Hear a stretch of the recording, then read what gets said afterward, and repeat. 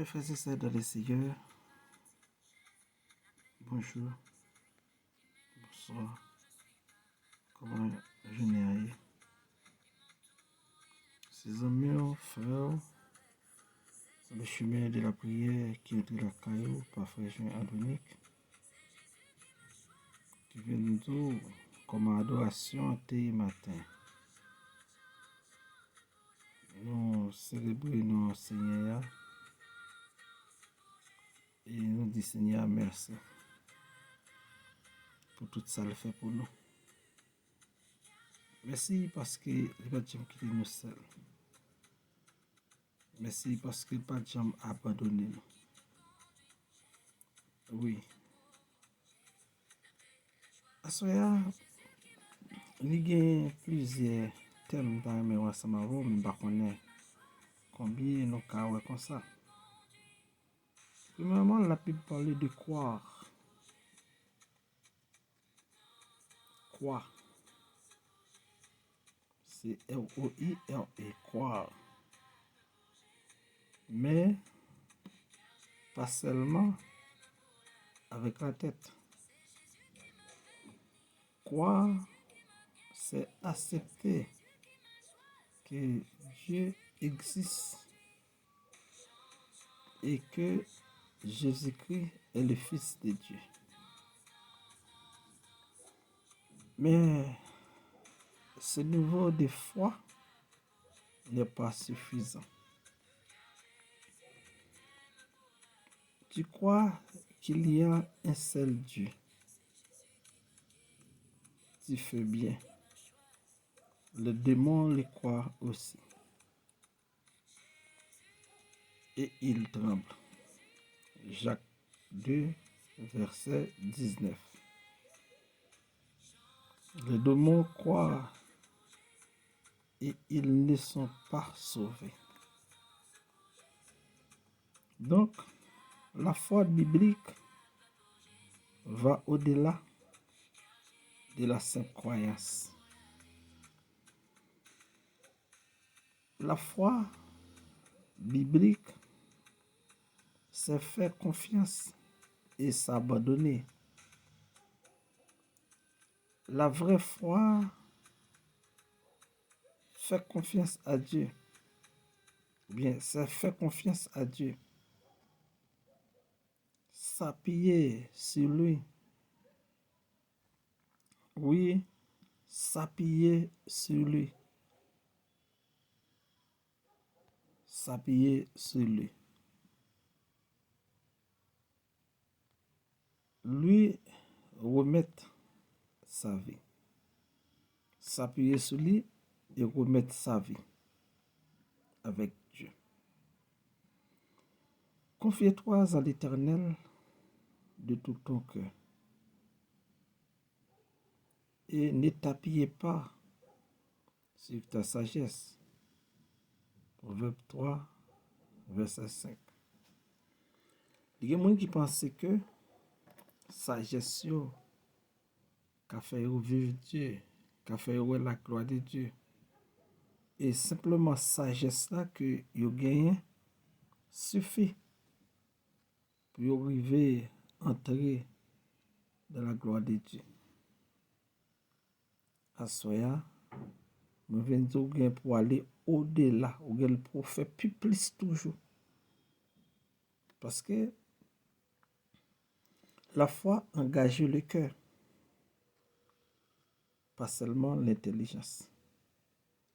Nous venons dire la foi engage le cœur, pas seulement l'intelligence. La foi produit l'obéissance. La foi authentique conduit naturellement à l'obéissance. Il n'y a pas besoin de force. Il n'y a pas besoin qu'on ait un bagage pour avancer.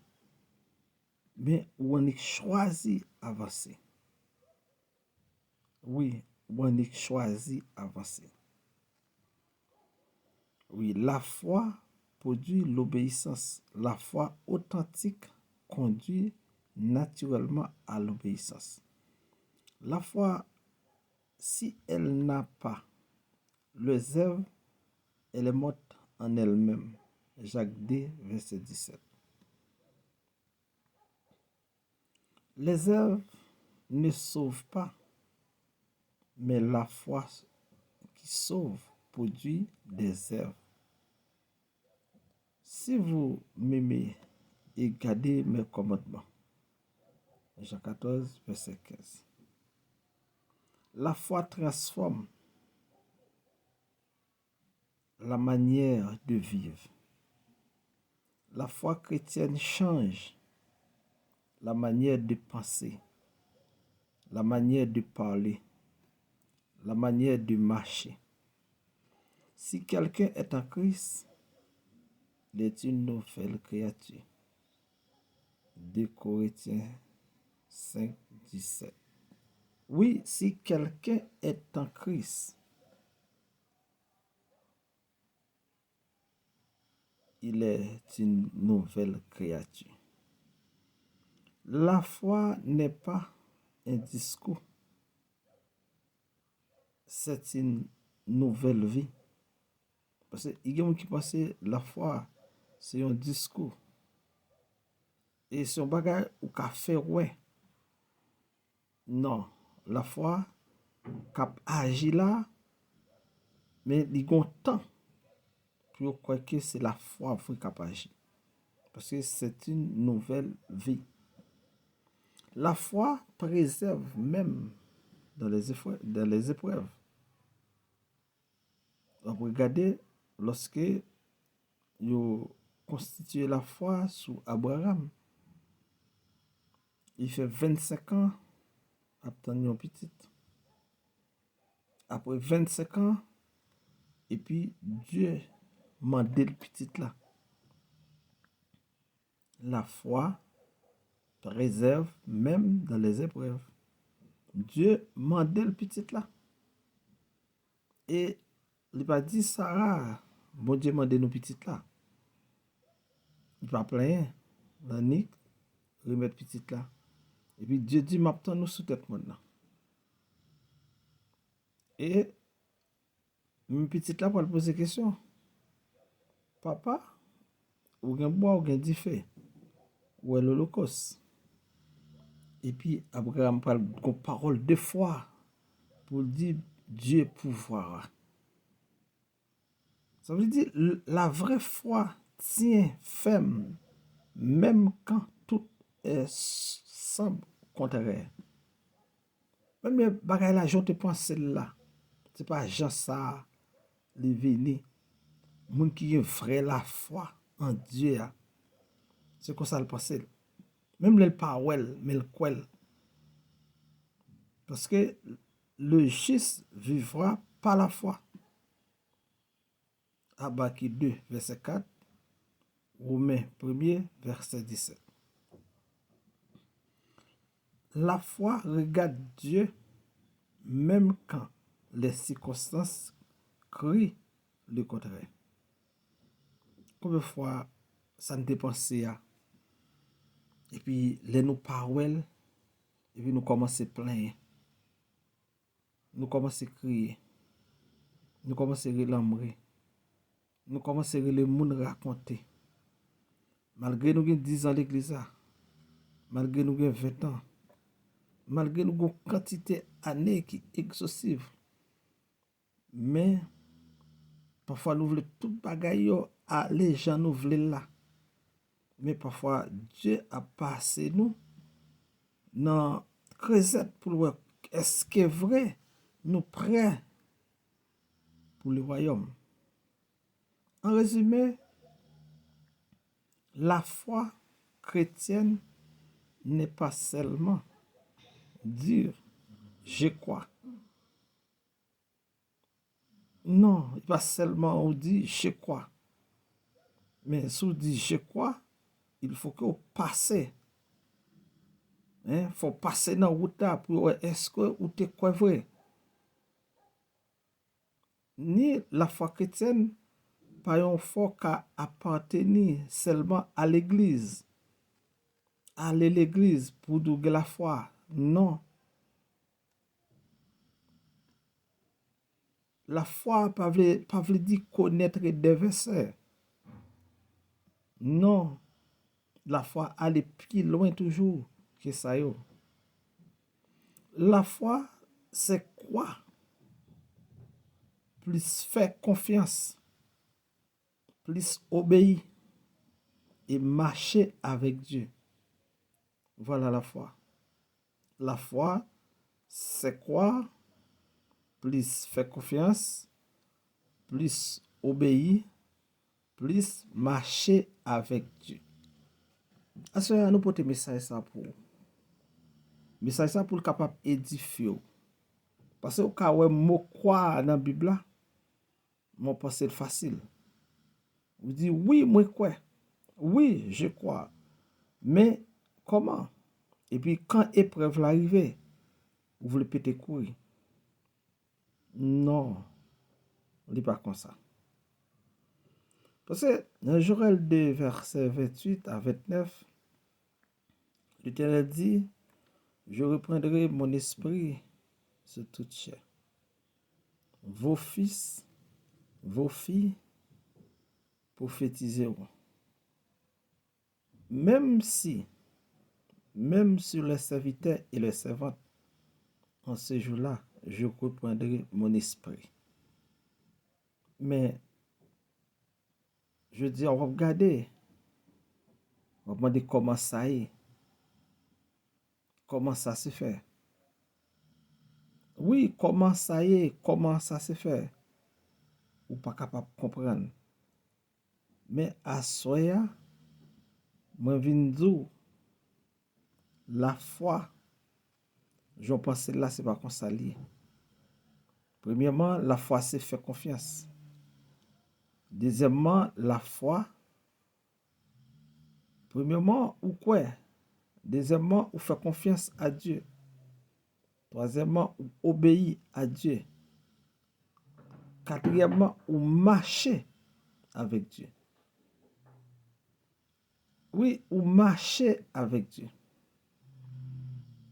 Tant que il y a assemblée qui pas vle fi prêcher. Yo mande mesdames yo ou yo chita.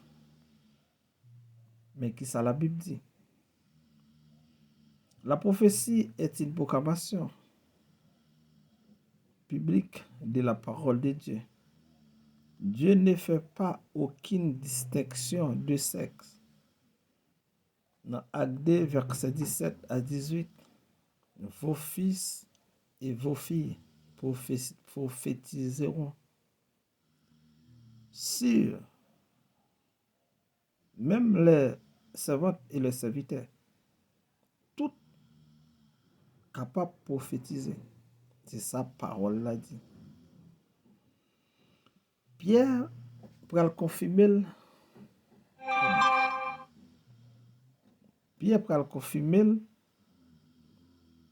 dans cette déclaration, ou bien dans cette promesse, Pierre dit, promesse s'accomplit dans l'Église. Les femmes parlent au nom de Dieu sous l'inspiration du Saint-Esprit. Dans Juge 4, verset 4, Déborah était prophétesse, femme de Lapidote. Elle était juge en Israël. Déborah dirigeait et enseignait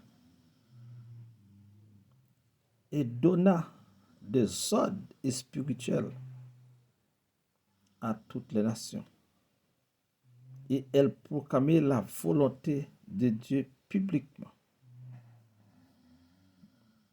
Fia, elle est capable de prophétiser, elle est capable d'enseigner, elle est capable de parler de Dieu publiquement. Mais seul bagay li pa ka il pa capable. Parce que Dieu pas l'île pour ça. Non. Mais il est capable d'enseigner. Il est capable de prêcher. mais c'est le bagaille, il pas caillé, il pas passer. Sans faire débat.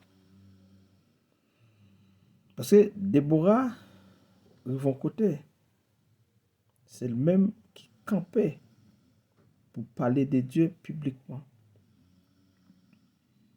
en Israël.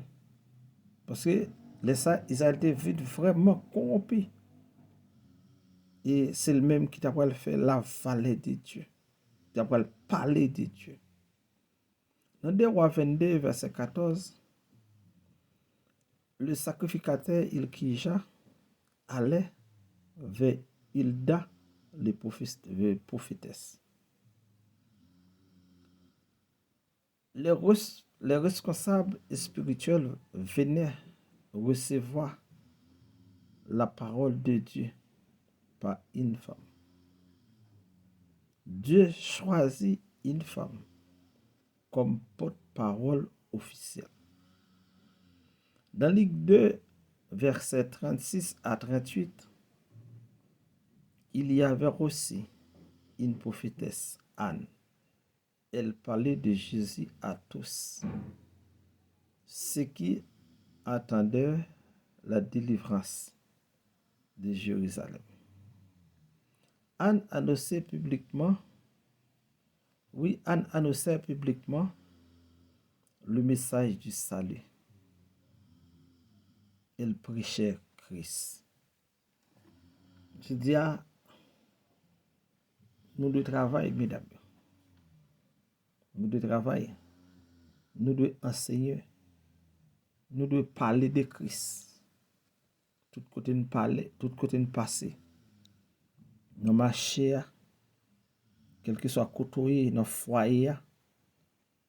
Côté Maria, voulez larguer ça, ou on doit kembe Christ pidi. Non, parce que dans Jean 4, verset 28 à 29, 39, la femme laissa sa criche, la femme samaritaine, et dit aux gens, venez voir un homme. Beaucoup de Samaritains crient à cause de la parole. Jésus envoie une femme comme première évangéliste en Samarie. Résultat, une ville entière croit. En Romains 16, versets 1 et 2,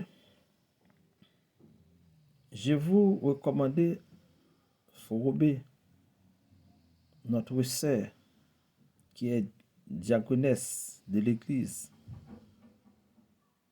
Elle exerçait un ministère officiel reconnu par apôtre Paul, le service de la parole ne lui était pas interdit. Pour finir et faire la conclusion, la Bible ne dit pas que la femme ne doit jamais prêcher, mais Dieu appelle loin et utiliser ce qu'il veut. Quand Dieu donne sa parole à une femme, personne n'a le droit de le faire taire. Dans Galates 3, verset 28, la parole dit, il n'y a ni homme ni femme, car tous vous êtes en Jésus-Christ. Que parole ça bénit chaque monde qui t'attend et que parole ça fait nous chaque avancer dans le Seigneur. Nous bénissons Seigneur et nous exaltons. Nous glorifions, nous magnifions. Bénis chaque monde qui t'attend nous. Visitez, couvrez, cachez, kembez dans grâce, dans amour. Touchez. Si ça n'a pas de dormir, c'est pour dormir bien. Dans le nom de Jésus de Nazareth, notre Seigneur, nous prions qui règne au siècle des siècles. Amen.